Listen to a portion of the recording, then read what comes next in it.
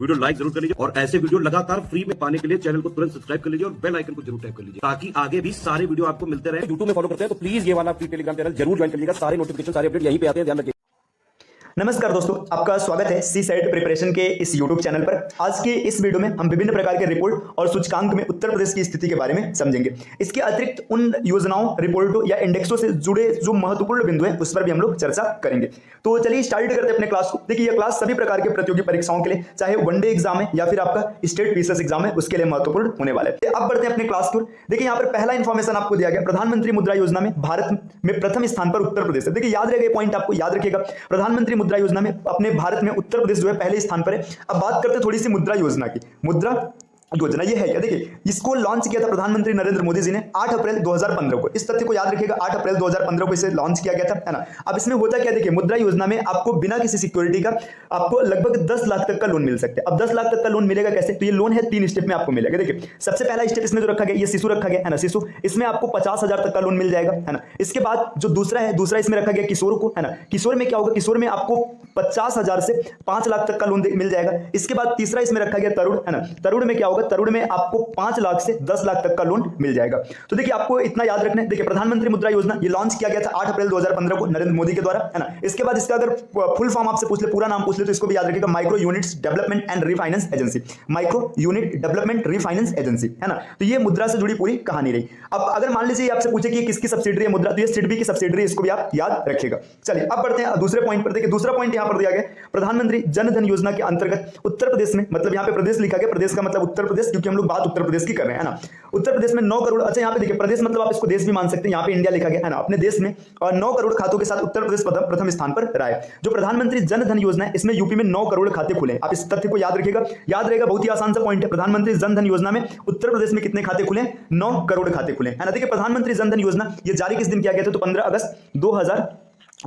तो इसको आप डायरेक्ट भी याद रख सकते हैं, अगस्त 2014 इस दिन जारी किया गया था। प्रधानमंत्री नरेंद्र मोदी जी ने इसको जारी किया था, है ना। इसमें इसको जारी करने का मुख्य उद्देश्य क्या था कि जिन लोगों के पास बैंक में अकाउंट नहीं, या फिर ऐसे समझिएगा, सभी देश के सभी देशवासियों को बैंक से जोड़ना, है ना। बैंकिंग सेवा या बैंक से जोड़ने के लिए इसको जारी किया गया था। इसमें जो टॉप मोस्ट स्टेट्स हैं, मतलब सबसे बेहतरीन जो इसमें परफॉर्मेंस किया गया है, ये किया गया उत्तर प्रदेश के द्वारा। इसमें सबसे ज्यादा अकाउंट खुला है। दूसरे नंबर पर है बिहार दूसरे नंबर पर है, और तीसरे नंबर पर है आंध्र, मतलब आंध्र प्रदेश। तो अगर आपको याद करना होगा तो आप आसानी से याद कर सकते हैं। देखिए, प्रधानमंत्री जन धन योजना में उत्तर प्रदेश में सबसे ज्यादा खाता खुला है, 9 करोड़, है ना। ये लॉन्च कब किया गया था? 15 अगस्त 2014 को, है ना। 15 अगस्त को आप मत याद रखिएगा, चाहे डायरेक्ट आप याद रखिएगा, अगस्त 2014 को लॉन्च किया गया था। उत्तर प्रदेश टॉप पर है, दूसरे पर बिहार और तीसरे पर आंध्र प्रदेश। चलिए और आगे बढ़ते, देखिए, तीसरा पॉइंट यहां पर दिया गया, प्रधानमंत्री सुरक्षा बीमा योजना के अंतर्गत अब तक प्रदेश में 5 करोड़ 64 लाख नामांकन के साथ उत्तर प्रदेश प्रथम स्थान पर है। तो देखिए, आप इसको सीधा याद रखिएगा, सुरक्षा बीमा योजना, जो प्रधानमंत्री सुरक्षा बीमा योजना है, इसके अंतर्गत उत्तर प्रदेश में क्या हुआ कि 5 करोड़ 54 लाख नामांकन हुए।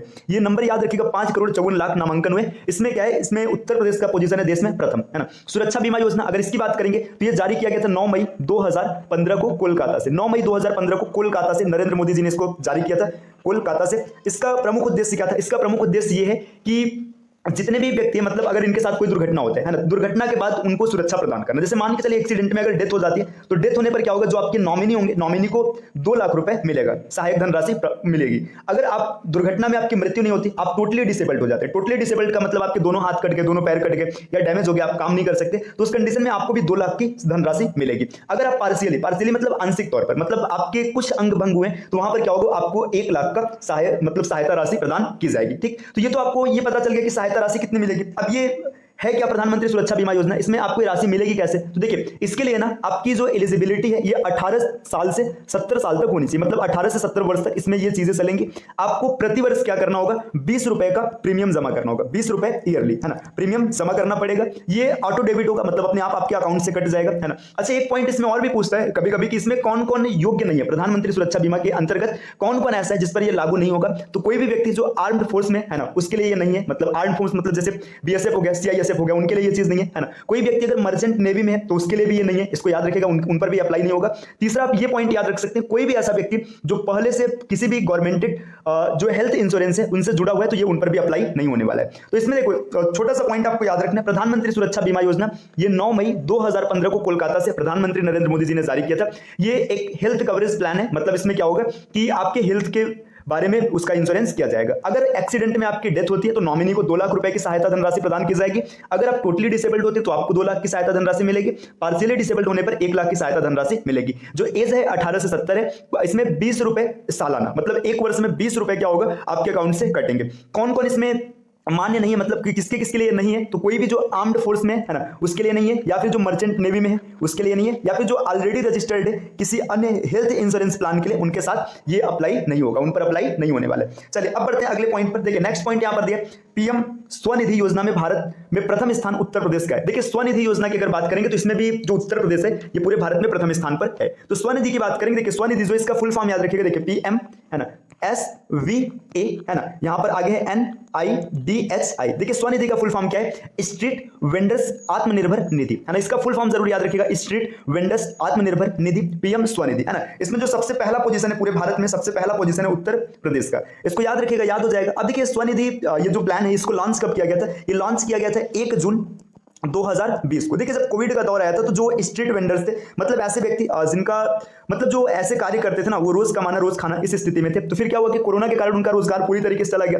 उसके बाद उनके पास कोई ऐसा साधन नहीं था जिससे वो अपने रोजगार को पुनः प्रारंभ कर सके। तो उस समय क्या किया गया, प्रधानमंत्री मोदी द्वारा स्वनिधि योजना को जारी किया गया, जिसमें उन्हें 10,000 तक का एक छोटा सा लोन दिया जाएगा है ना। उस लोन की सहायता से वो अपनी जो उनका कार्य था उसको फिर से वापस प्रारंभ कर सकते हैं, है ना। इसके बाद ये जो इसमें ब्याज लगेगा ये 7% का ब्याज था, और 1 साल के अंदर इन्हें रीपेमेंट करना होता था, मतलब जो बैंक का पैसा था फिर जहां से इन्होंने लोन लिया था इसे वापस करना था। ठीक, तो ये था पीएम स्वनिधि। इसमें सबसे ज्यादा जो लाभ लिया उत्तर प्रदेश के लोगों ने लिया है। देखिए ये पहले 2022 की तक रखा गया था, बाद में जब इसका रिस्पांस अच्छा रहा तो इसे आगे बढ़ा दिया गया, अभी भी वर्तमान में चल रहा है, तो यहां से आप इसको याद रख सकते हैं। चलिए आते हैं अगले पॉइंट पर। अगला पॉइंट यहां पर क्या दिया फ्रेंड्स, प्रधानमंत्री अटल पेंशन योजना में भारत में प्रथम स्थान उत्तर प्रदेश का है। देखिए अटल पेंशन योजना की बात करेंगे, इसमें भी सबसे पहला स्थान किसका है, उत्तर प्रदेश का है। अटल पेंशन योजना के बारे में आपको एक चीज याद रखना है ना, ये पॉइंट क्या है कि देखिए पहले एक स्वावलंबन योजना चला करता था, या नेशनल पेंशन सिस्टम है ना, एनपीएस लाइट, मतलब एक योजना चला करता था, इसी को रिप्लेस करके ना जो स्वावलंबन है इसको रिप्लेस करके ये अटल पेंशन योजना को जारी किया गया। तो इसको भी याद रखिएगा, ये है किस लिए, ये उस लिए है मतलब जो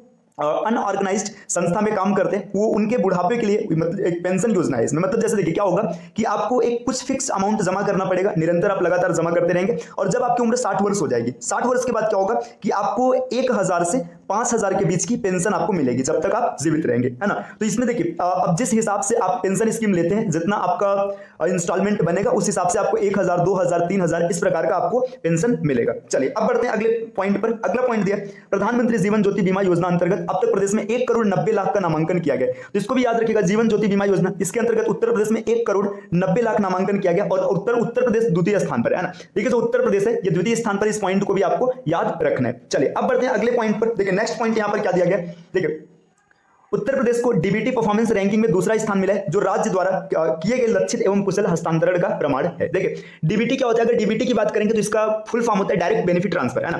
डायरेक्ट बेनिफिट ट्रांसफर में सबसे पहला स्थान जो है वो हरियाणा का, इसको भी आप याद रख सकते हैं, सबसे पहला स्थान है हरियाणा का, दूसरे नंबर पर है उत्तर प्रदेश, है ना, और तीसरे नंबर पर जो राज्य है त्रिपुरा, है ना, इसको भी आप याद रख सकते हो, और चौथे नंबर पर है गुजरात, है ना। तो इस क्रम को चाहे तो आप याद रख सकते हैं, टॉप वाले को जरूर याद रखिएगा। डायरेक्ट बेनिफिट ट्रांसफर, जैसे देखिए जो पेंशन होता है, स्कॉलरशिप होता है, ये सब डीबीटी के अंतर्गत आता है। तो इसमें जो डीबीटी ट्रांसफर किया गया ना, डीबीटी परफॉर्मेंस है, उसमें सबसे ज्यादा जो है वो हरियाणा का है, और दूसरे नंबर पर उत्तर प्रदेश। तो इस पॉइंट को याद रखिएगा, उत्तर प्रदेश दूसरे स्थान पर है। चलिए आते हैं अगले पॉइंट पर। नेक्स्ट निर्यात तत्पर सूचकांक, है ना, इसको ईपीआई कहते हैं, एक्सपोर्ट प्रिपेयर्डनेस इंडेक्स 2022। इसमें जो भारत का पोजीशन है, भारत का सॉरी उत्तर प्रदेश का जो स्थान है, उत्तर प्रदेश का स्थान है 7वां, है ना। तो जो निर्यात तत्पर सूचकांक है, निर्यात के लिए हमेशा मतलब प्रिपेयर रहेंगे, वो 7वें स्थान पर उत्तर प्रदेश, है ना। इसमें एक चीज और भी याद रखिएगा, ये जो ईपीआई का मतलब ईपीआई का ये जो आया है ना, ये इंडेक्स जारी किया गया, ये 3rd इंडेक्स है, इसको भी याद रखिएगा। इसको जारी कौन करता है, ईपीआई इंडेक्स जो जारी करता है ये नीति आयोग के द्वारा जारी किया जाता है, नीति आयोग, इसको भी आप याद रखिएगा। ईपीआई इंडेक्स जो जारी करता है नीति आयोग इसको जारी करता है। तीसरा है, अच्छा ये चीज देखिएगा, उत्तर प्रदेश का 7वां स्थान है, तो उत्तर प्रदेश के अतिरिक्त टॉपर कौन है, मतलब और कौन कौन ऐसे जो यहाँ पर है, तो पहले पर देखिए इसका पॉइंट यहाँ पर लिख रहे हैं, पहले पर है तमिलनाडु, है ना,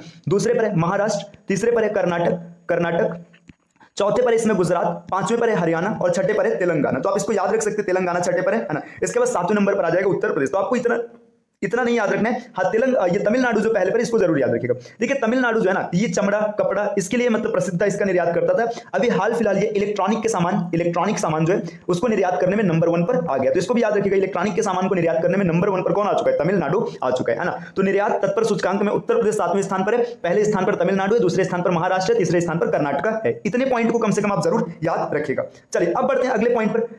देखिए अगला पॉइंट यहां पर दिया है, लीड्स सूचकांक 2022 में उत्तर प्रदेश का स्थान छठा है ना। देखिए लीड्स की अगर बात करेंगे, लीड्स क्या होता है, LEADS है ना, logistic is across different states है ना। तो ये डिफरेंट स्टेट्स, ये इसका फुल फॉर्म हो जाएगा, logistic is across different states, ये इसका फुल फॉर्म हो जाएगा। इसमें उत्तर प्रदेश का पोजीशन है 6वें नंबर पर। पहले नंबर पर जो है, पहले नंबर पर है गुजरात, दूसरे नंबर पर है हरियाणा और तीसरे नंबर पर है पंजाब। तो आप इसको भी याद रख सकते हैं। और ये सबसे पहली बार जारी किया गया था 2018 में, 2018 में पहली बार जारी किया गया था। और ये जो 2022 का रिपोर्ट है, ये चौथा रिपोर्ट है, तो आप इसको भी आसानी से याद रख सकते हैं। चलिए अगले प्रश्न पर आते हैं। प्रश्न मतलब अगला जो पॉइंट है इसमें दिया गया माल निर्यात, मतलब जो प्राइस की बात करेंगे तो 2022 में उत्तर प्रदेश का 7वां स्थान है। देखिए सीधी सी बात है, आपने पीछे देखा था कि जो प्रिपेयर्ड मतलब यहाँ पे देखिए अगला पॉइंट जो आपने यहाँ पर पीछे देखा हुआ था है ना, निर्यात तत्पर सूचकांक मतलब EPI जो था, इसमें 7वें स्थान पर है ना। आप जितना निर्यात करेंगे आपको उतना प्राइस मिलेगा। तो इसी तरीके से यहाँ पर माल निर्यात में अगर प्राइस की बात करेंगे तो इसमें भी उत्तर प्रदेश का स्थान 7वां है, तो आप इसको आसानी से याद रख सकते हैं। देखिए ईज ऑफ डूइंग रैंकिंग में उत्तर प्रदेश 14वें स्थान पर, 14वें स्थान से दूसरे स्थान पर पहुंच गया। देखिए ईज ऑफ डूइंग रैंकिंग मतलब ईज ऑफ डूइंग मतलब किसी भी चीज को करने में आसान बनाना। उत्तर प्रदेश पहले 14वें स्थान पर था, अब क्या हो गया, जंप करके दूसरे स्थान पर पहुंच चुका है ना। तो इस पॉइंट को भी आप आसानी से याद रख सकते हैं। बस इतना याद रखिएगा 14 से जंप लगा करके दूसरे पर पहुंच चुका है। ठीक, चलिए अब आते हैं अगले नंबर पर। देखिए भाई अगला नंबर यहां पर क्या दिया, अगला पॉइंट, ई श्रम पोर्टल पर श्रमिकों के रजिस्ट्रेशन के मामले में उत्तर प्रदेश देश का पहला राज्य बन गया। भाई सबसे ज्यादा पॉपुलेशन यहां पर है, तो रजिस्ट्रेशन भी यहीं पर होगा। तो ई श्रम पोर्टल पर जो रजिस्ट्रेशन किया गया, रजिस्ट्रेशन करने के मामले में देश का जो पहला राज्य उत्तर प्रदेश है ना, मतलब सबसे ज्यादा रजिस्ट्रेशन यहां से किया गया है। देखिए उत्तर प्रदेश में तकरीबन 8.32 करोड़ मतलब 8,32,00,000 श्रमिकों का रजिस्ट्रेशन हो चुका है, जो देश में सबसे ज्यादा है। तो यहां पे बस याद रखिएगा ई श्रम पोर्टल पर जो रजिस्ट्रेशन हुआ है सबसे ज्यादा उत्तर प्रदेश का हुआ है। नंबर कितना है, 8,32,00,000। इस नंबर को याद रखिएगा, इतना रजिस्ट्रेशन यहां पर किया गया है। चलिए अब आते हैं अगले प्रश्न पर, या फिर अगला जो यहां पे डेटा है, अगला डेटा क्या दिया, प्रधानमंत्री आवास योजना निर्माण एवं शहरी है ना, सॉरी प्रधानमंत्री आवास योजना ग्रामीण एवं शहरी के अंतर्गत आवास निर्माण, ग्रामीण स्वच्छ शौचालय निर्माण, सूक्ष्म लघु मध्यम उद्योगों की स्थापना में उत्तर प्रदेश पहले स्थान पर है। ठीक, बस इतना याद रखिएगा, जो प्रधानमंत्री आवास योजना है ना, इसमें जो पहला पोजीशन है किसका पोजीशन है, उत्तर प्रदेश का है। देखिए भाई हर जगह उत्तर प्रदेश आगे आ रहा है, टॉप कर रहे हैं ना। चलिए अब अगले प्रश्न पर आते हैं। अगला प्रश्न यहाँ पर ये दिया, प्रश्न का मतलब पॉइंट है, इसको मान के चलेगा। देखिए कोरोना से बचाव हेतु वैक्सीनेशन में के 39,20,00,000 से अधिक डोज लगाने वाला देश में उत्तर प्रदेश प्रथम राज्य बन गया। मतलब जो कोरोना के समय में वैक्सीनेशन किया गया, सबसे ज्यादा वैक्सीनेशन किसका हुआ है, सबसे ज्यादा वैक्सीनेशन उत्तर प्रदेश में किया गया है। अच्छा एक चीज यहां पे बताइएगा, कोरोना में जब वो चल रहा था है ना, कोविशील्ड और कोवैक्सीन, कोविशील्ड और कोवैक्सीन दो तरीके की वैक्सीन चल रही थी है ना, कोवैक्सीन। अब इसमें ये बताइएगा कि कोविशील्ड किसके द्वारा तैयार किया गया था और कोवैक्सीन किसके द्वारा तैयार किया गया था। चलिए अब बढ़ते हैं अगले तथ्य पर। अगला तथ्य दिया है, चिकित्सा शिक्षण संस्थान स्थापित कर संचालित करने वाला उत्तर प्रदेश देश का अग्रणी राज्य बन गया। मतलब सबसे ज्यादा जो चिकित्सा शिक्षण संस्थान स्थापित किया गया और उसका संचालन किया गया, इसमें उत्तर प्रदेश सबसे आगे। मतलब जितने भी ऐसे समझिएगा ना, जो मेडिकल एजुकेशनल इंस्टीट्यूट्स है या फिर इंस्टीट्यूशंस है, उसमें सबसे आगे कौन है, उत्तर प्रदेश। ठीक, चलिए आगे आते हैं। प्रश्न जो अगला स्लाइड है, अगले स्लाइड में क्या दे रखा है, स्टेट्स स्टार्टअप रैंकिंग फ्रेमवर्क 2022 में उत्तर प्रदेश श्रेणी ए राज्य में रखा गया। देखिए यहाँ पे इसके बारे में समझिएगा, जो स्टेट्स स्टार्टअप रैंकिंग फ्रेमवर्क 2022 जारी किया गया, इसमें देश के अलग अलग राज्यों को 5 श्रेणी में विभाजित किया गया था। ठीक, सबसे पहले थे बेस्ट परफॉर्मर है ना, इसके बाद टॉप परफॉर्मर, फिर थे लीडर्स, फिर थे एस्पायरिंग लीडर्स और लास्ट में थे इमर्जिंग इकोसिस्टम है ना। इसके बाद इन सबको फिर से ए बी पार्ट्स में डिवाइड किया गया था। जैसे ऐसे समझिएगा, मैं यहां पर लिख रहा हूं, देखिए यहां पे जैसे 5 ग्रुप क्या था, जैसे मान लीजिए यहां पर पहले बेस्ट परफॉर्मर है ना, इसके बाद क्या था, दूसरे नंबर पे जो था वो था टॉप परफॉर्मर है ना, तीसरे नंबर पर थे लीडर्स है ना, चौथे नंबर पर थे एस्पायरिंग लीडर्स और 5वें नंबर पर थे इमर्जिंग इकोसिस्टम या इकोसिस्टम इमर्जिंग है ना। अब इसके बाद भी क्या किया गया था, इन सबको ए बी श्रेणी में बांटा गया था, श्रेणी ए और श्रेणी बी, इस प्रकार से इनको डिवाइड किया गया। जैसे देखिए जो बेस्ट परफॉर्मर है, इसके श्रेणी ए में जो रखा गया, देखिए श्रेणी ए में कौन कौन है यहाँ पर बेस्ट परफॉर्मर में, गुजरात है ना, गुजरात को रखा गया, कर्नाटक को रखा गया, केरल को रखा गया, तमिलनाडु को रखा गया और श्रेणी बी में हिमाचल प्रदेश को रखा गया। तो ये आपके बेस्ट परफॉर्मर है। देखिए इसमें श्रेणी ए में कौन कौन है, गुजरात, कर्नाटक, केरल, तमिलनाडु, ये श्रेणी ए में है। ठीक, और श्रेणी बी में कौन है, हिमाचल। तो यहाँ पे 5 है, तो आप याद रखिएगा, अगर आपसे ऐसा भी क्वेश्चन पूछ सकते हैं कि बेस्ट परफॉर्मर में कितने राज्यों को स्थान दिया गया, तो बेस्ट परफॉर्मर में 5 राज्य, 4 राज्य श्रेणी ए में है और 1 राज्य श्रेणी बी में है। अब टॉप परफॉर्मर की अगर बात करेंगे तो टॉप परफॉर्मर में देखिएगा इसमें कौन कौन आ रहा है, देखिए महाराष्ट्र, उड़ीसा, पंजाब, ये हैं सब श्रेणी ए के। इसके बाद लीडर्स की बात करेंगे ना, तो लीडर्स में टोटल 8 स्टेट्स को स्थान दिया गया, 8 में 5 श्रेणी ए में है और 3 श्रेणी बी में है। तो उत्तर प्रदेश को यहां लीडर्स के श्रेणी ए में रखा गया है, यही चीज यहां पर लिखा गया, तो इसी के बारे में समझाया गया। तो बस इसको याद रखिएगा, बस छोटा सा एक पॉइंट है, स्टेट्स स्टार्टअप रैंकिंग फ्रेमवर्क 2022, इसमें उत्तर प्रदेश को श्रेणी ए में रखा गया और इस श्रेणी कौन सा है, लीडर्स की श्रेणी, मतलब लीडर्स की श्रेणी ए में रखा गया। बस ऐसे याद रखिएगा, जो यूपी है इसको लीडर्स के श्रेणी ए में रखा गया है। श्रेणी ए में उत्तर प्रदेश के अतिरिक्त इसके साथ 4 राज्य और है, उत्तर प्रदेश, मध्य प्रदेश, आंध्र प्रदेश, असम और उत्तराखंड। तो इसको याद रखिएगा, ये आपसे पूछा जा सकता है कि इसमें से लीडर्स की श्रेणी में कौन नहीं है या फिर श्रेणी ए में कौन नहीं है। तो इस प्रकार के भी प्रश्न बन सकते हैं, आप इसको अच्छे से याद रखिएगा। चलिए बढ़ते हैं अगले पॉइंट पर। यहां पर दिया हुआ है उत्तर प्रदेश कौशल विकास नीति को लागू करने वाला देश का प्रथम राज्य बन गया। देखिए जो कौशल विकास नीति है, कौशल विकास नीति इसको लागू करने वाला देश का प्रथम राज्य बना है उत्तर प्रदेश। इस तथ्य को भी भाई याद रखिएगा, आसानी से आप याद कर लेंगे, आपको किसी भी प्रकार की कोई समस्या नहीं बनेगी। चलिए आते हैं अगले पॉइंट पर। अगला पॉइंट यहां पर दिया मनरेगा योजना के अंतर्गत वित्तीय वर्ष 2022-23 में अब तक प्रदेश में 26,39,000 मानव दिवस सृजित कर प्रदेश द्वारा देश में प्रथम स्थान प्राप्त किया गया। तो देखिए आपको कुछ नहीं करना है, बस इतना याद रखना है कि जो मनरेगा है इसमें 26,29,000 है ना मानव दिवस को सृजित किया गया और देश में प्रथम स्थान पर रखा गया है। तो देखिए आप थोड़ी सी बात कर लेते हैं मनरेगा। मनरेगा मतलब पहले इसको नरेगा कहा जाता था, बाद में मनरेगा कहा गया। देखिए नरेगा की अगर बात करेंगे, मनरेगा भी बोलते हैं, तो इसको याद रखिएगा, जो इसका एक्ट है यहां पर यहीं पर लिखते हैं, देखिए नेशनल है ना, national rural employment guarantee act है ना, ये एक्ट आया था 2005 में। तो इस तथ्य को याद रखिएगा, नरेगा का एक्ट कब आया था? 2005 में। National rural employment guarantee act 2005 में आया था और इस एक्ट के तहत 2 फरवरी 2006 को नरेगा लागू किया गया था। इसके बाद क्या हुआ, 2 अक्टूबर 2009 को इसका नाम मनरेगा रख दिया गया। इस तथ्य को भी याद रखिएगा, 2 अक्टूबर 2009 को इसका नाम मनरेगा रखा गया था। मनरेगा में क्या है कि इसमें जो ऐसे क्षेत्र है जहां पर रोजगार नहीं है, लोगों को 100 दिन तक का रोजगार मुहैया कराना, यही मनरेगा की जिम्मेदारी है। ठीक, अब देखिए इसमें क्या होता है कि प्रतिदिन आपको कुछ मजदूरी मिलती है। तो सबसे ज्यादा मजदूरी कहां पर मिलती है, अगर ऐसी बात पूछा जाएगा तो याद रखिएगा 357 रुपए प्रतिदिन की मजदूरी मिलती है हरियाणा, है ना। नरेगा के अंतर्गत सबसे ज्यादा मजदूरी जो मिलता है वो हरियाणा में मिलता है 357 रुपए प्रतिदिन, और जो सबसे कम मजदूरी मिलता है वर्तमान में 221 रुपए प्रतिदिन मिलता है मध्य प्रदेश और छत्तीसगढ़ में, यह भी याद रखिएगा। चलिए अब बढ़ते हैं अगले पॉइंट पर। अगला पॉइंट यहां पर क्या दिया गया, देखिए नेक्स्ट पॉइंट यहां पर दिया हुआ है, प्रदेश में निर्गत जीएसटी पंजीयन की कुल संख्या के मामले में उत्तर प्रदेश देश का प्रथम स्थान बन गया। तो देखिए जो जीएसटी पंजीकरण कराया गया, मतलब जीएसटी का रजिस्ट्रेशन कराया गया, जीएसटी रजिस्ट्रेशन कराने में भी उत्तर प्रदेश सबसे आगे रहा है, सबसे अग्रणी रहा है जीएसटी के रजिस्ट्रेशन में। अगले पॉइंट में यहां पर दिया, उत्तर प्रदेश को तीसरे राष्ट्रीय जल पुरस्कारों में सर्वश्रेष्ठ राज्य की श्रेणी में देश में प्रथम पुरस्कार प्राप्त हुआ है। देखिए इसमें क्या है कि जो तीसरा राष्ट्रीय जल पुरस्कार हुआ है, राष्ट्रीय जल पुरस्कार तीसरा जो ये समारोह था, इसमें उत्तर प्रदेश को प्रथम पुरस्कार दिया गया है। चलिए अब बढ़ते हैं अगले पॉइंट पर, अगले प्रश्न पर। अगला पॉइंट यहां पर दिया गया, उत्तर प्रदेश सरकार 2 फरवरी 2020 से प्रत्येक सप्ताह प्राथमिक सामुदायिक स्वास्थ्य केंद्र पर मुख्यमंत्री आरोग्य स्वास्थ्य मेले आयोजित कर रही है। इस प्रकार की पहल करने वाला उत्तर प्रदेश देश में पहला राज्य बना है। तो यहां से क्या क्या क्वेश्चन बन सकते हैं फ्रेंड्स, इसको याद रखिएगा कि 2 फरवरी 2020 से प्रत्येक सप्ताह साप्ताहिक सामुदायिक स्वास्थ्य केंद्र पर मुख्यमंत्री आरोग्य स्वास्थ्य मेला। ठीक, तो ये बन सकता है कि मुख्यमंत्री आरोग्य स्वास्थ्य मेले का आयोजन कहां किया जाता है। ठीक, मुख्यमंत्री आरोग्य स्वास्थ्य मेले का आयोजन कहां पे किया जाता है, तो ये किया जाता है सामुदायिक स्वास्थ्य केंद्र पर, है ना। इसमें सबसे पहले किसने पहला पहल किया, उत्तर प्रदेश ने देश का प्रथम राज्य बन गया। डेट याद रखिएगा 2 फरवरी 2020 से इसको प्रारंभ किया गया है। चलिए आते हैं अगले बिंदु पर। अगला बिंदु दिया है, केंद्र सरकार के आंकड़ों के अनुसार उत्तर प्रदेश 2022-23 में सरकारी पोर्टल गवर्नमेंट ऑफ मिनिस्ट्री जो है से सभी राज्यों और केंद्र शासित प्रदेशों के बीच वस्तुओं और सेवाओं के सबसे बड़े खरीदार के रूप में उभरा है। देखिए इसमें जो सरकारी आंकड़ा है, मतलब जो केंद्र का आंकड़ा है, इस सरकारी पोर्टल से क्या हुआ है ना कि सबसे बड़ा खरीदार कौन है, उत्तर प्रदेश है। मतलब जो यहाँ पे सरकारी पोर्टल जीईएम है, इससे जो सबसे ज्यादा सामान खरीदा गया वो किसके द्वारा खरीदा गया है ना, ये खरीदा गया उत्तर प्रदेश के द्वारा। चलिए आते हैं अगले बिंदु पर। अगला बिंदु यहाँ पर क्या है, अगला बिंदु है प्रधानमंत्री किसान सम्मान निधि योजना के क्रियान्वयन में देश में प्रथम स्थान उत्तर प्रदेश का है। प्रधानमंत्री किसान सम्मान निधि योजना है ना, देखिए प्रधानमंत्री किसान सम्मान निधि योजना है ना, इसमें सबसे ज्यादा जो काम किया किसने किया, उत्तर प्रदेश ने किया। आपको एक चीज कमेंट करके बताना है कि प्रधानमंत्री किसान सम्मान निधि योजना किस डेट को लागू किया गया था, किस दिन से इसको लागू किया गया था। चलिए आते हैं अगले बिंदु पर। अगला पॉइंट यहां पर दिया, देश में एथेनॉल के उत्पादन व आपूर्ति करने में प्रदेश प्रथम स्थान उत्तर प्रदेश का। देखिए एथेनॉल है ना, एथेनॉल का उत्पादन और आपूर्ति इसको करने में, मतलब इसको आपूर्ति करने में सबसे पहला स्थान है उत्तर प्रदेश का।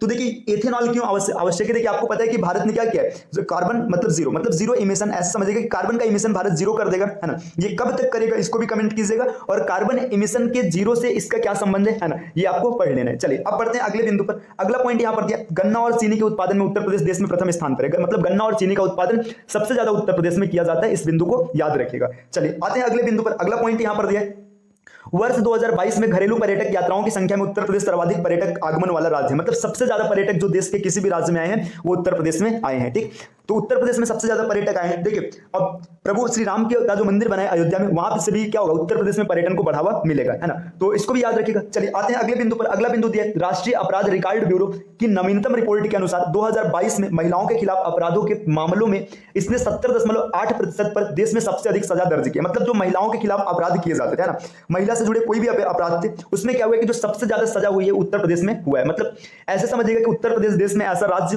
तेजी से बन रहा है जहां पर महिलाओं के खिलाफ अपराध में कमी आ रही है, क्योंकि जब सजा मिलेगा तो फिर क्या होगा, सजा मिलने के बाद धीरे धीरे अपराध होने कम हो जाएंगे। चलिए अब पढ़ते हैं अगले पॉइंट पर। अगला पॉइंट यहां पर क्या दिया, उत्तर प्रदेश ने 2022 में लगातार दूसरे वर्ष ई प्रोसिक्यूशन पोर्टल के माध्यम से मामलों के निपटान और प्रविष्टि के मामले में शीर्ष स्थान हासिल किया। देखिए लगातार दूसरी बार, याद रखिएगा, उत्तर प्रदेश ने 2022 में क्या किया, दूसरी बार ई प्रोसिक्यूशन पोर्टल जो है इससे मामलों का उसने निपटान किया और उसे आगे बढ़ाया। देखिए आते हैं अगले बिंदु पर। उत्तर प्रदेश देश के पहले अमृत सरोवर का घर बन गया। देखिए अमृत सरोवर का घर कौन बनाया, उत्तर प्रदेश बनाया, है ना, जिसका उद्घाटन रामपुर जिले में किया गया। तो इसको भी याद रखिएगा। अमृत, देखिए देश का पहला अमृत सरोवर कहां पर उद्घाटन किया गया, इसको रामपुर जिले में किया गया, इसको भी याद रखिएगा। चलिए जेवर में बन रहे अंतरराष्ट्रीय हवाई अड्डा के पूर्ण होने पर उत्तर प्रदेश देश में 5 अंतरराष्ट्रीय हवाई अड्डे वाला देश का पहला राज्य बन जाएगा। देखिए यहां पर जब ये जो जेवर में बन रहा है ना, जेवर में जो अड्डा बन रहा है, हवाई अड्डा बन रहा है, अगर ये पूरा हो जाता है तो इसके पूरा होने पर उत्तर प्रदेश देश का इकलौता ऐसा राज्य हो जाएगा जिसके पास 5 इंटरनेशनल एयरपोर्ट होंगे, है ना। ये भी बिंदु याद रखिएगा। अच्छा ये यहां पे सुन लीजिएगा कि उत्तर प्रदेश में 5 इंटरनेशनल एयरपोर्ट है। कहां पर, लाल बहादुर शास्त्री इंटरनेशनल एयरपोर्ट वाराणसी बाबतपुर में, इसको याद रखिएगा। पहला लाल बहादुर शास्त्री इंटरनेशनल एयरपोर्ट बाबतपुर वाराणसी। दूसरा है चौधरी चरण सिंह इंटरनेशनल एयरपोर्ट अमौसी, ये लखनऊ में स्थित है, इसको याद रखिएगा।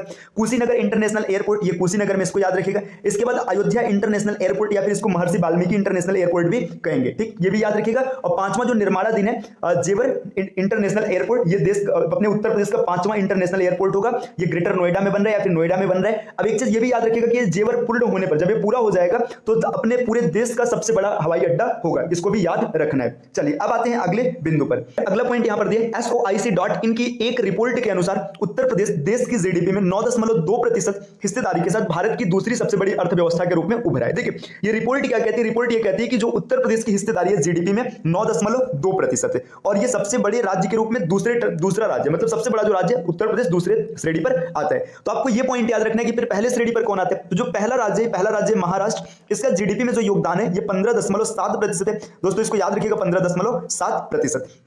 अगले बिंदु पर आते हैं। स्वच्छ सर्वेक्षण 2023 के अनुसार उत्तर प्रदेश भारत का 9वां सबसे स्वच्छ राज्य बन गया। तो देखिए जब स्वच्छता की बात करेंगे तो उत्तर प्रदेश का जो पोजीशन है ये 9वें स्थान पर है। इस बिंदु को भी आप याद रखिएगा। स्वच्छ राज्यों की लिस्ट में उत्तर प्रदेश 9वें पोजीशन पर है, ये आपको आसानी से याद हो जाएगा। स्मार्ट सिटी मिशन के तहत उत्तर प्रदेश के 10 शहर, ये देखिए 10 शहर ये है, आगरा, अलीगढ़, बरेली, झांसी, कानपुर, लखनऊ, मुरादाबाद, प्रयागराज, सहारनपुर और वाराणसी, इन 10 शहरों को शामिल किया गया है। तो देखिए स्मार्ट सिटी मिशन की अगर बात करेंगे तो ये 25 जून 2015 को प्रधानमंत्री नरेंद्र मोदी के द्वारा जारी किया गया था, है ना, मतलब ये लागू किया गया था। अब इसमें 2015 है ना, इसमें क्या है, उत्तर प्रदेश के 10 शहरों को शामिल किया गया। तो ये संख्या जरूर याद रखिएगा। आपसे क्वेश्चन बन सकता है कितने शहरों को शामिल किया गया, तो 10 को किया गया। अब उन 10 में कौन है, आगरा, अलीगढ़, बरेली, झांसी, कानपुर, लखनऊ, मुरादाबाद, प्रयागराज, सहारनपुर और वाराणसी। इसलिए नाम याद रखना है क्योंकि यहाँ पे इससे प्रश्न बन सकता है। चलिए अब आते हैं अगले बिंदु पर। अगला पॉइंट यहां पर दिया गया नीति आयोग की राष्ट्रीय बहुआयामी गरीबी सूचकांक प्रगति समीक्षा 2023। देखिए यहां पर क्या किया गया, एक रिपोर्ट दिया नीति आयोग ने। तो सबसे पहले आपको याद रखना है कि राष्ट्रीय बहुआयामी गरीबी सूचकांक, ये रिपोर्ट कौन देता है, तो ये रिपोर्ट देता है नीति आयोग, है ना। इसने क्या दिया, जो प्रगति समीक्षा 2023 की रिपोर्ट है, इसके अनुसार जो रिपोर्ट के अनुसार कुल जनसंख्या का प्रतिशत जो बहुआयामी रूप से गरीब है के मामले में उत्तर प्रदेश देश में चौथा है। देखिए जो गरीबी के मामले में बात करेंगे ना तो उत्तर प्रदेश देश का चौथा है। मतलब यहाँ पे देखिए लिखा गया कुल जनसंख्या का प्रतिशत, मतलब प्रतिशत के आधार पर देखा जाएगा तो उत्तर प्रदेश के चौथे पोजीशन पर है पूरे देश में, चौथे पोजीशन पर, इसको भी याद रखिएगा। अगला प्रश्न है, यहाँ पर अगला पॉइंट दिया है 2020-2021 के कोविड वर्ष के लिए नीति आयोग के वार्षिक स्वास्थ्य सूचकांक। देखिए यहाँ पे आपसे ये पूछ सकते हैं वार्षिक स्वास्थ्य सूचकांक, है ना, ये कौन जारी किया, तो 2020-21 में देखिए ये मतलब जारी किया गया और ये लगातार नीति आयोग जारी करता है। इसमें क्या, उत्तर प्रदेश बड़े राज्यों में 18वें स्थान पर। देखिए जितने भी बड़े राज्य हैं उसमें उत्तर प्रदेश का स्थान जो स्वास्थ्य सूचकांक है इसमें 18वां पोजीशन है। तो ये भी आप याद रखिएगा। बताइए याद रहेगा ना, इसमें आसानी से आप याद कर सकते हैं। चलिए अगला बिंदु यहां पर दिया है नीति आयोग द्वारा 7 दिसंबर 2023 को घोषित, देखिए ये डेट जरूर याद रखिएगा क्योंकि ये करंट की डेट है, अभी 7 दिसंबर 2023 मतलब कुछ ही दिन बीते हैं, को घोषित एस्पिरेशनल ब्लॉक प्रोग्राम एबीपी, है ना, एबीपी का फुल फॉर्म याद रखिएगा, एस्पिरेशनल ब्लॉक प्रोग्राम की पहली डेल्टा रैंकिंग में उत्तर प्रदेश के कौशांबी जिले के कौशांबी ब्लॉक को दूसरा स्थान मिला। देखिए कौशांबी जिला भी है और कौशांबी ब्लॉक भी। अगर आपसे पूछेगा जिला कौन सा है तो कौशांबी है, ब्लॉक कौन सा है, ये भी कौशांबी है। इसमें क्या हुआ, देखिए एस्पिरेशनल ब्लॉक प्रोग्राम जो एबीपी है इसमें कौशांबी को दूसरा स्थान मिला है, इसको याद रखिएगा। ठीक, चलिए अगले बिंदु पर आते हैं। निर्यात की एक रिपोर्ट के अनुसार व्यापार के वार्षिक विश्लेषण के लिए राष्ट्रीय आयात निर्यात रिकॉर्ड अप्रैल से अक्टूबर तक, देखिए यहाँ पे अप्रैल से अक्टूबर का डेटा दिया गया। अप्रैल से अक्टूबर तक 2023 का जो आंकड़ा है, इसमें उत्तर प्रदेश 2.58 बिलियन डॉलर निर्यात, देखिए ये निर्यात का मूल्य है, इतना दाम है। और अगर प्रतिशत की बात करेंगे तो 16.65% है, ये हिस्सेदारी के साथ दूसरे स्थान पर है। तो इस तथ्य को याद रखिएगा। देखिए ये बहुत ही इंपॉर्टेंट पॉइंट है। निर्यात ने एक रिपोर्ट दिया, तो निर्यात का पहले फुल फॉर्म याद रखिएगा। अगर निर्यात के फुल फॉर्म की बात करेंगे तो इसका पूरा नाम होता है national import export record for yearly analysis of trade, है ना। नेशनल, देखिए national import export for record for yearly analysis of trade, है ना। तो इसका फुल फॉर्म याद रखिएगा। इसने एक रिपोर्ट दिया है। रिपोर्ट में क्या कहा गया कि जो राष्ट्र, मतलब देखिए अप्रैल से अक्टूबर तक की बात किया गया, तो यहां पर जो उत्तर प्रदेश का मूल्य है ये है 2.58 बिलियन डॉलर। ये याद रखिएगा, 2.58 बिलियन डॉलर, इसको याद रखिएगा। ये निर्यात मूल्य है। और इसके बाद इसका जो शेयर है ये कितना है, 16.65%, इसको भी याद रखिएगा। चलिए अब अगले बिंदु पर आते हैं। अगला बिंदु क्या है, विज्ञान एवं पर्यावरण केंद्र द्वारा जारी भारत के पर्यावरण की स्थिति 2023 रिपोर्ट में उत्तर प्रदेश 16वें स्थान पर। देखिए जो पर्यावरण की स्थिति है उत्तर प्रदेश में, उत्तर प्रदेश 16वें स्थान पर है। तो इसको याद रखिएगा। भारत में जो पर्यावरण की स्थिति की दृष्टि से अगर देखा जाए तो उत्तर प्रदेश 16वें पोजीशन पर आपको देखने के लिए मिलेगा। भारतीय न्याय रिपोर्ट, देखिए यहाँ पे न्याय रिपोर्ट की बात की जा रही है। 2022 में उत्तर प्रदेश राज्य ने पुलिस, न्यायपालिका, जेल और कानूनी सहायता जैसे न्याय वितरण के मामले में 1 करोड़ से अधिक आबादी वाले 18 बड़े और मध्यम आकार के राज्यों में 18वें स्थान पर है। देखिए समझिएगा ये पॉइंट कहना क्या चाहता है। ये पॉइंट ये बता रहा है कि जब कभी भी न्याय रिपोर्ट की बात करेंगे भारत में, तो जितने भी ऐसे राज्य हैं जिनकी आबादी 1 करोड़ से ज्यादा है, 1 करोड़ से ज्यादा है, ये बड़े आकार के हैं या मध्यम आकार के हैं, उन सबको जब एक साथ रखा जाएगा तो उत्तर प्रदेश की पोजीशन जो आएगी 18वें स्थान पर आएगी। इस तथ्य को आपको याद रखना है। चलिए अगले बिंदु पर आते हैं। अगला बिंदु यहां पर दिया, भारत विनिर्माण नवाचार सूचकांक 2021-22 में उत्तर प्रदेश का स्थान 14 है। ठीक, इसको याद रखिएगा। देखिए नवाचार इंडेक्स मतलब यहाँ पे इनोवेशन की बात हो रही है ना। तो देखिए भारत में जब इनोवेशन की बात करेंगे तो इसमें उत्तर प्रदेश 14वें पोजीशन पर है और टॉप पर है कर्नाटक। इसको याद रखिएगा, टॉप पर है कर्नाटक। और एक चीज आप और भी याद रखिएगा कि जो नवाचार इंडेक्स है जारी करता है नीति आयोग, है ना। यहां पर नहीं बताया गया, तो इसको याद रखिएगा कि नीति आयोग के द्वारा जारी किया जाता है। और 2021 में जारी किया गया इंडेक्स, इसका 3rd इंडेक्स है, ये भी याद रखिएगा। और कर्नाटक ने लगातार 3rd टाइम टॉप किया, मतलब जितनी बार भी इंडेक्स जारी हुए उसमें टॉप स्टेट रहा है कर्नाटक। चलिए अब आते हैं अगले बिंदु पर, राज्य ऊर्जा दक्षता सूचकांक, राज्य ऊर्जा दक्षता सूचकांक। ठीक, की रिपोर्ट में उत्तर प्रदेश को 49 के स्कोर के साथ कंटेटर की श्रेणी में रखा गया। तो देखिए यहां पे याद रखिएगा कि उत्तर प्रदेश का जो मतलब स्कोर है, स्कोर कितना है 49, और श्रेणी कौन सा है, कंटेटर। ठीक, तो कंटेटर का मतलब है दावेदार, दावेदार की श्रेणी में रखा गया। चलिए अब और भी आगे आते हैं। अगला बिंदु यहां पर क्या दिया, CBRI क्रेडाई, है ना। यहाँ पे देखिए CBRE, अच्छा यहाँ पे ई लिखा है, ठीक है, CBRE क्रेडाई, है ना। ये मतलब एक संस्था है। रिपोर्ट के अनुसार उत्तर प्रदेश ने राष्ट्रीय MSME परिदृश्य में 9% हिस्सेदारी रखते हुए तीसरा स्थान हासिल किया। देखिए यहाँ पर ये जो रिपोर्ट है CBRE क्रेडाई रिपोर्ट के अनुसार उत्तर प्रदेश में राष्ट्रीय MSME परिदृश्य, है ना, MSME परिदृश्य में जो उत्तर प्रदेश का शेयर है, कितने % का शेयर है, ये 9% का है। तो इस तथ्य को याद रखिएगा, जो उत्तर प्रदेश का शेयर है कितना % है, 9% है। और पोजीशन क्या है इसकी, है ना, देखिए 9% पोजीशन के साथ तीसरा स्थान इसने हासिल किया है। ठीक, राष्ट्रीय MSME परिदृश्य, है ना, जब इसकी बात की जाएगी तो उत्तर प्रदेश तीसरे स्थान पर है, नेशनल MSME सिनेरियो, है ना। देखिए परसेंट कितना है, परसेंट है 9, और इसके बाद पोजीशन कितना है, पोजीशन है तीसरा। चलिए आते हैं अगले बिंदु पर।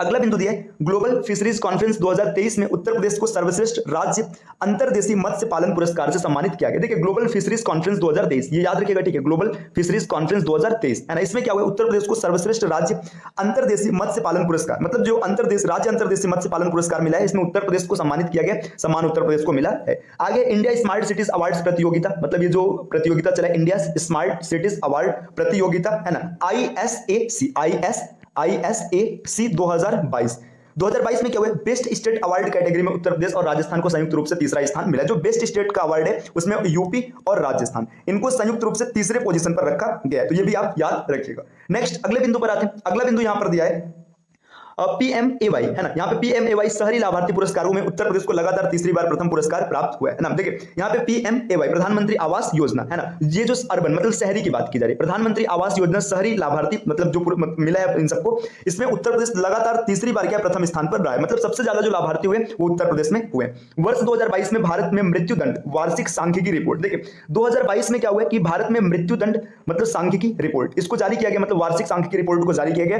मृत्यु की सजा पाए लोगों की सबसे अधिक संख्या उत्तर प्रदेश में, मतलब जो डेथ सेंटेंस दिया गया, डेथ पेनल्टी दी गई है, ये मृत्यु की दंड दिया गया, सबसे ज्यादा उत्तर प्रदेश के लोगों को दिया गया, इसमें 100 लोग हैं। ठीक, चलिए आते हैं अगले बिंदु पर। अगला बिंदु यहां पर क्या दिया गया, क्रॉस डिपेंडेंसी इनिशिएटिव है ना, XDI द्वारा जारी 2023। देखिए याद रखिएगा, क्रॉस डिपेंडेंसी इनिशिएटिव XDI, ये देखिए ये मतलब 2023 में, मतलब इसके द्वारा जारी किया गया सकल घरेलू जलवायु जोखिम आकलन है ना के अनुसार 9 भारतीय राज्य जलवायु परिवर्तन के खतरों के परिणाम स्वरूप निर्मित पर्यावरण को नुकसान पहुंचाने वाले विश्व के शीर्ष 50 देशों में से एक है। देखिए इसमें क्या बोला जा रहा है कि ये रिपोर्ट है क्रॉस डिपेंडेंसी इंडेक्स द्वारा इसने जारी किया है ना, जारी किया है सकल घरेलू जलवायु जोखिम आकलन है ना, ये रिपोर्ट है, ये रिपोर्ट का नाम है, जारी XDI के द्वारा किया गया। इसमें क्या बोला जा रहा है, 9 भारतीय राज्य, मतलब भारत के कितने राज्य हैं, 9 राज्य हैं। तो इस तथ्य को याद रखिएगा, भारत के 9 राज्य हैं जो जलवायु परिवर्तन के खतरे के परिणाम स्वरूप निर्मित पर्यावरण को नुकसान पहुंचाने, मतलब जलवायु परिवर्तन हो रहा है, पर्यावरण को नुकसान पहुंच रहा है। इसमें 50 में, मतलब सिर्फ जो 50 क्षेत्र है उसमें एक यूपी का भी, मतलब इसमें भारत के 9 राज्यों में है, ठीक है। इस रिपोर्ट के अनुसार उत्तर प्रदेश की रैंकिंग 25, मतलब देखिए भारत के 9 राज्य 50 में से मतलब टॉप पर है ना, और यूपी का स्थान कितना है, यूपी का स्थान 25। देखो बस इतना याद रखिएगा कि सकल घरेलू जलवायु जोखिम आकलन ये जारी करते हैं XDI। इसने क्या बताया, 9 भारतीय राज्य हैं जो मतलब देखिए नुकसान पहुंचाने वाले विश्व के शीर्ष 50 क्षेत्रों में से एक है, मतलब जो टॉप के 50 क्षेत्र है ना उसमें एक भारत के 9 राज्य देखने के लिए मिलेंगे। और वहीं उत्तर प्रदेश की बात करेंगे तो उत्तर प्रदेश 25वें स्थान पर है। चलिए अब आते हैं अगले पॉइंट पर, उत्तर प्रदेश तीसरे स्थान पर है। भाई कहां पर तीसरे स्थान पर, देखिए जिसने लगभग 88 लाख पासपोर्ट जारी किया। तो ये चीज याद रखिएगा, पासपोर्ट जारी करने की श्रेणी में 88 लाख पासपोर्ट जारी किया उत्तर प्रदेश ने, ये तीसरे पोजीशन पर है। तो पहले पोजीशन पर कौन है, और भी आगे बढ़ेंगे तो देखिए यहां पर एक केरल है ना, केरल 30.5% के साथ एक बार फिर से शीर्ष पर रहा है। तो मतलब देखिए जो पासपोर्ट जारी करने के मामलों में सबसे टॉप पर है ये कौन है, केरल। केरल ने सबसे ज्यादा पासपोर्ट जारी किया। और यूपी कहां पर है, यूपी तीसरे नंबर पर है जिसने जारी किया 88 लाख पासपोर्ट। चलिए अगले बिंदु पर आते हैं। अगला बिंदु यहां पर दिया है उच्च शिक्षा पर अखिल भारतीय सर्वेक्षण है ना। देखिए अखिल भारतीय सर्वेक्षण बात करेंगे, देखिए यहां पे AISHE है ना, इसकी बात करेंगे। रिपोर्ट है 2021-22 के अनुसार उत्तर प्रदेश में सबसे अधिक कॉलेज है। तो ये देखिए ये कॉलेज की संख्या याद रखिएगा, ठीक है 8375, या फिर आप डायरेक्ट याद रखना कि यूपी में सबसे ज्यादा कॉलेज है। रिपोर्ट किसने दिया है, AISHE है ना, इसने रिपोर्ट दिया है और ये कहा है कि सबसे ज्यादा कॉलेज जो है उत्तर प्रदेश में है, ठीक। और ये उच्च शिक्षा पर बने हुए, देखिए उच्च शिक्षा पर अखिल भारतीय कॉन्फ्रेंस भारतीय सर्वेक्षण है ना 2021-22 के अनुसार 69.73 लाख छात्र नामांकन के साथ उत्तर प्रदेश देश में प्रथम स्थान पर। देखिए कॉलेज भी ज्यादा है और पढ़ने वाले विद्यार्थी भी ज्यादा है, नामांकन भी ज्यादा हुआ है, ये चीज याद रखिएगा। चलिए आते हैं अगले बिंदु पर। अगला बिंदु क्या दिया है, बुनियादी पशुपालन आंकड़ा 2023 के अनुसार उत्तर प्रदेश दूध और मांस उत्पादन में देश में प्रथम स्थान पर है। तो ये चीज याद रखिएगा, दूध और मांस के उत्पादन की बात करेंगे तो उत्तर प्रदेश देश में प्रथम स्थान पर है। सबसे ज्यादा दूध उत्तर प्रदेश में है, सबसे ज्यादा मांस का उत्पादन भी उत्तर प्रदेश में ही होता है। इस तथ्य को आप आसानी से याद रख सकते हैं, आपको किसी प्रकार की कोई समस्या नहीं होगी। चलिए फ्रेंड्स आगे बढ़ते हैं। कर्नाटक में 12 से 16 जनवरी 2023 तक आयोजित, देखिए ये डेट याद रखिएगा, अभी हाल की डेट है। देखिए 12 से 16 जनवरी 2023 तक आयोजित 26वें राष्ट्रीय युवा उत्सव में, देखिए जो राष्ट्रीय युवा उत्सव है इसका एडिशन कौन सा है, 26वां है। 26वें में उत्तर प्रदेश के लोकगीत की टीम ने प्रथम स्थान प्राप्त कर स्वर्ण पदक अर्जित किया है। तो इस तथ्य को भी याद रखिएगा। देखिए कहां पर चला है, देखिए राष्ट्रीय युवा उत्सव ये कहां पर चला है कर्नाटक में। कब से कब तक चला है, 12 से 26 जनवरी 2023 तक, 12 से 16 जनवरी 4 दिन तक, ये 5 दिन तक चला है। इसमें क्या हुआ कि उत्तर प्रदेश के लोकगीत की टीम, जो लोकगीत की टीम है इसने क्या किया, इसने प्रथम स्थान हासिल किया, स्वर्ण पदक प्राप्त किया। चलिए बढ़ते हैं अगले बिंदु पर। अगला बिंदु देखिए यहां पर हम लोग की क्लास पूरी डन होती है। तो देखिए ये जितने भी इंपॉर्टेंट इंडेक्स थे है ना, रिपोर्ट थे या फिर जितने भी सूचकांक थे, इसमें हम लोगों ने यूपी के पोजीशन को डिस्कस किया है। इसके अतिरिक्त जो कुछ इंपॉर्टेंट पॉइंट थे उस पर भी चर्चा किया गया है। इस प्रकार की क्लासेस आपको लगातार मिलती रहेगी। इसके लिए बस आपको चैनल को सब्सक्राइब करना है। और इसके अतिरिक्त देखिए अगर आप टीम के पेड कोर्सेज से जुड़ना चाहते हैं तो यहां पर कुछ नंबर दिए गए, आप यहां पर संपर्क करके पेड कोर्स से जुड़ने की प्रक्रिया जान सकते हैं। पेड कोर्स पर जुड़कर आप किसी भी एग्जाम के प्री, मेंस या कंप्लीट तैयारी आप आराम से कर सकते हैं। आप वनडे एग्जाम की तैयारी कर रहे हैं या फिर आप पीसीएस एग्जाम की तैयारी कर रहे हैं, किसी भी प्रकार की प्रतियोगी परीक्षा की तैयारी कर रहे हैं, स्टडी फॉर सिविल सर्विसेज के टीम के पेड कोर्सेज से जरूर जुड़े। मिलते हैं आपसे नेक्स्ट वीडियो में कुछ नए इन्फॉर्मेशन के साथ, तब तक के लिए take care, bye bye and thank you.